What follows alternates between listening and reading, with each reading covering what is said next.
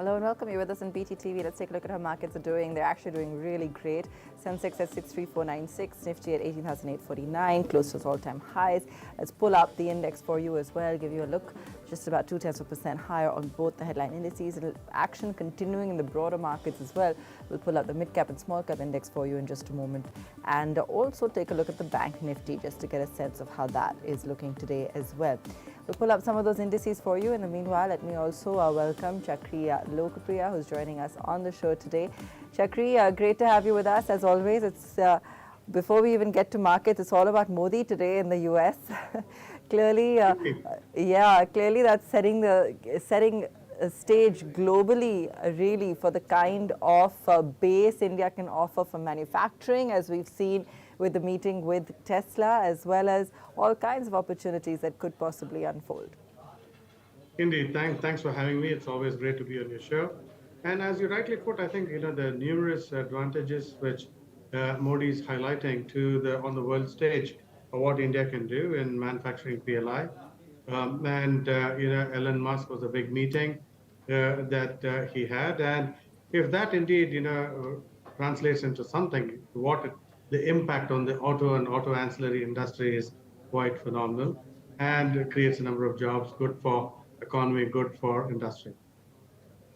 Exactly. So, which are those pockets of the economy? We were talking about earnings growth, just behind the scenes a moment ago. Chakri, talk us through really what that's signaling to you when it comes to the economy, the domestic economy, and the turn that it's taking. Indeed, and if you look at various sectors, and first if you look at some of the macro indicators and lead indicators, unemployment in India is falling. Second is direct tax collection is up. GST collections are up very significantly from even pre-pandemic levels. So this is all hard data that the economic recovery is indeed real.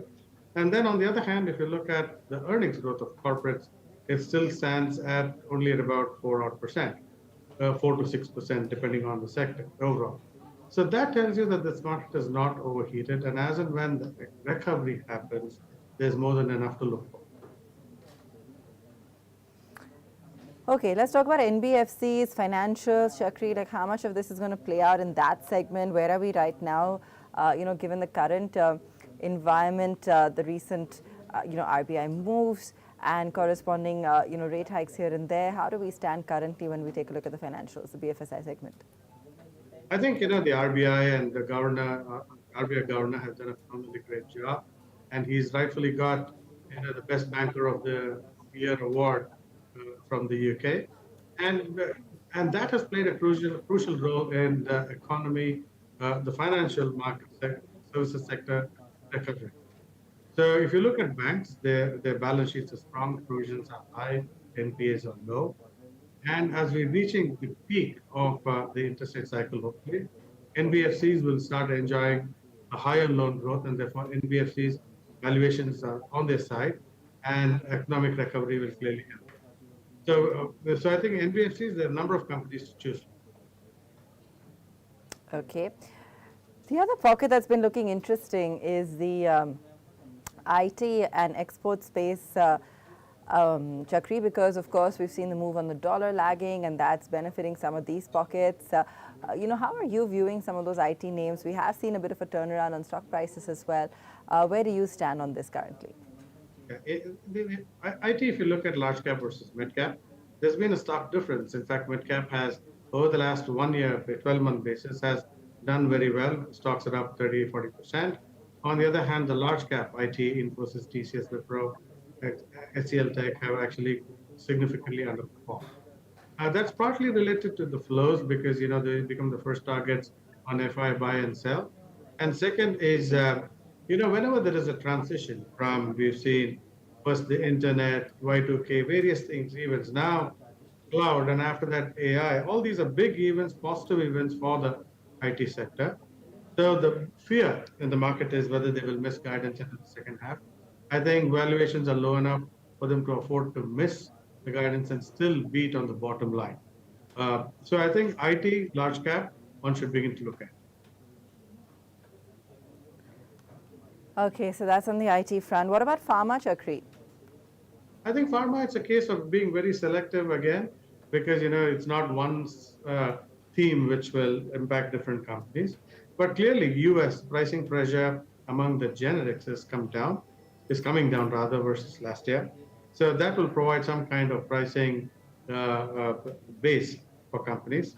Second, as a result, margins will improve. And three, companies which have a fairly vertical strength, which are backward integrated in complex generics, companies like Sun Pharma, Torrent, these are the companies which would benefit more than the companies which have not integrated themselves. Okay, fair enough. Talking about sort of the overall picture and the way the markets have been showing resilience, would you also start to look at the broader markets, mid caps, small caps, or would you still stick with the frontliners? I think the mid caps have done very well. In fact, over the last 1 year, the mid cap index is far has significantly beaten the large cap index. But if you look at the individual companies, so there's more sufficient pockets of value within. So I think it's a case of sector rotation. So with amongst the large cap and the mid caps as well, there is more than enough room for sector rotation, and that's the way I would approach it.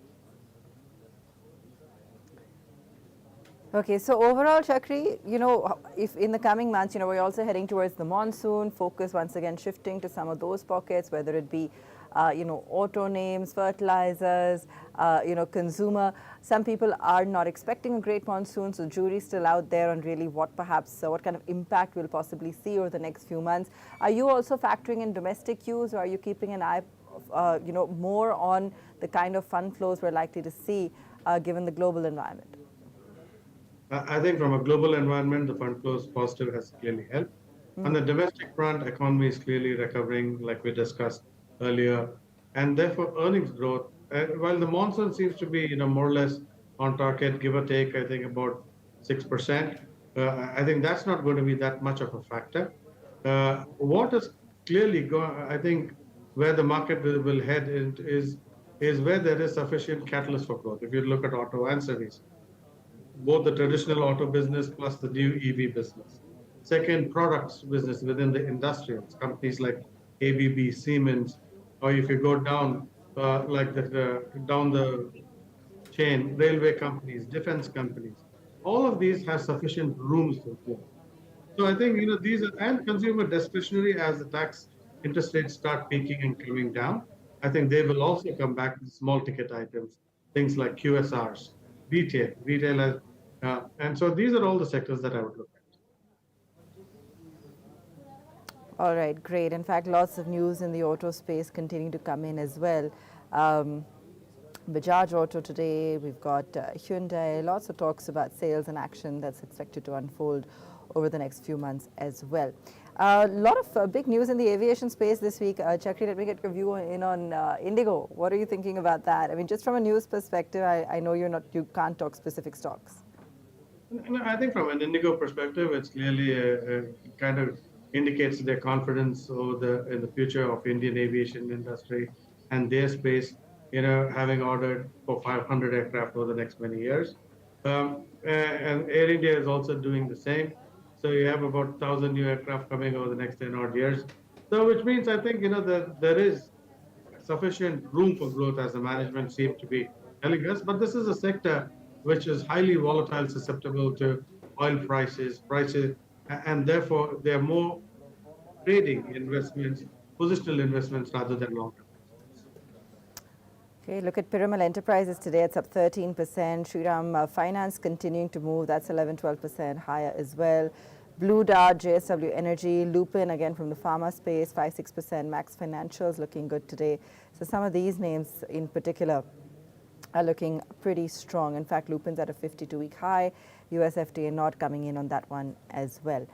It's overall looking pretty strong for the markets. Chakri, before we let you go, what's your year-end target, or I should say even a Samvat target looking like, given the kind of action we're currently seeing? The way the market is constructing itself, I think will clearly be at least 10% higher from where we are today. And you just mentioned, for instance, Shriram Finance. Yeah. With all the run up, it still trades only at about one time book, and it can trade up to 1.5 times book. So that tells you that there's sufficient room, the number of stocks which will take you higher. Amazing. Chakri, thanks so much for joining us. Always great to have you with us. Have a great day, and we look forward to chatting with you again. Thank you. Near those all-time highs, index looking strong and steady, broad-based buying being seen. Overall, a good day. Exports higher, NBFCs, IT, a whole host of stocks, auto names, everything really, and broader markets in particular looking really good today. Thanks so much for watching.